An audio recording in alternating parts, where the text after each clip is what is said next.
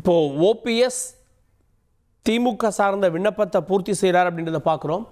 உறுப்பினர் சேர்க்கைக்கான விண்ணப்பமாக இது தெரிகிறது. ஓபிஎஸ் உடைய தோளில் இருப்பது திமுகவின் கட்சி துண்டு.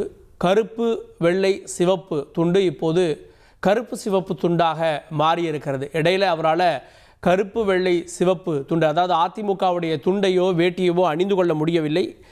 அது தொடர்பான வழக்குகளும் இருந்தது அப்படின்றது குறிப்பிடத்தக்கது. ஓபிஎஸ் இப்போது திமுகவில் இணைவதற்கான விண்ணப்பத்தை பூர்த்தி செய்கிறார் அப்படின்னு தெரிகிறது. ஏன்னா அதில் திமுகவுடைய விண்ணப்பம் அப்படின்னு தெரிகிறது. அவர் திமுகவில் இணைந்ததற்கான அடையாளமாக அவருடைய தோளில் திமுகவுடைய துண்டு பொருத்தப்பட்டிருந்தது அப்படின்றத பார்க்குறோம். மாவட்ட செயலாளர் எம்பி தங்க தமிழ்ச்செல்வன் முதலமைச்சரை சந்திக்கிறார் அப்படின்றத நம்ம பார்க்குறோம்.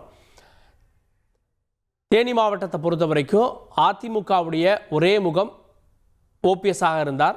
அப்போது ஏற்பட்ட பிணக்குகள் காரணமாக தான் தங்க தமிழ்ச்செல்வன் விலகினார். இப்போது ஓபிஎஸ் தன்னுடைய அந்த விண்ணப்பத்தை, அதாவது அவரோடு இருக்கக்கூடிய ஆதரவாளர்களாக யார் அப்படின்ற விண்ணப்பத்தை முதலமைச்சரிடம் கொடுக்கிறார் அப்படின்றத நம்ம பார்க்குறோம். ஸோ இதன் பிறகு உறுப்பினர் அடையாள அட்டை வழங்கப்படும் தெரிகிறது. திராவிட முன்னேற்ற கழகம் அப்படின்னு அந்த விண்ணப்பம் இருக்கிறது, அதை நம்ம பார்க்குறோம். ஓபிஎஸோடு யாரெல்லாம் இணைந்திருக்கிறாங்க அப்படின்ற பட்டியல் வெளிவரக்கூடும். இப்போது இது தொடர்பான ஒரு அடுத்த கூட்டம் கூட, ஒரு பொதுக்கூட்டம் மாதிரி வைத்து அந்த இணைப்பு விழா நடப்பதற்கான வாய்ப்பும் இருக்கிறது. ஏன்னா முன்னாள் முதலமைச்சர் தேனி மாவட்டத்தில் இல்லை பிற பகுதிகளில் அவருக்கு இருக்கக்கூடிய செல்வாக்கை வைத்து ஒரு பெரிய கூட்டம் நடத்தி இணைவதற்கான வாய்ப்பும் கூட இருக்கிறது. ஏன்னா வைத்தியலிங்கமே அது போன்றுதான் இணைந்த பிறகு ஒரு கூட்டம் நடத்தினார் அப்படின்றது குறிப்பிடத்தக்கது. இதன் பிறகு செய்தியாளர்களை சந்திப்பார் ஓபிஎஸ் அப்படின்னு தெரிகிறது.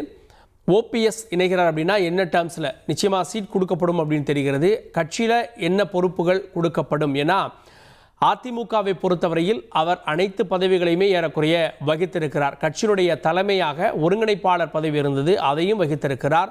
எதிர்க்கட்சி தலைவராக சில காலம் இருந்திருக்கிறார். அவை முன்னவராக சில காலம் இருந்திருக்கிறார். பொருளாளராக இருந்திருக்கிறார். ஐவர் குழுவில் இருந்திருக்கிறார். மாவட்ட செயலாளராக இருந்திருக்கிறார். அமைச்சராக இருந்திருக்கிறார்.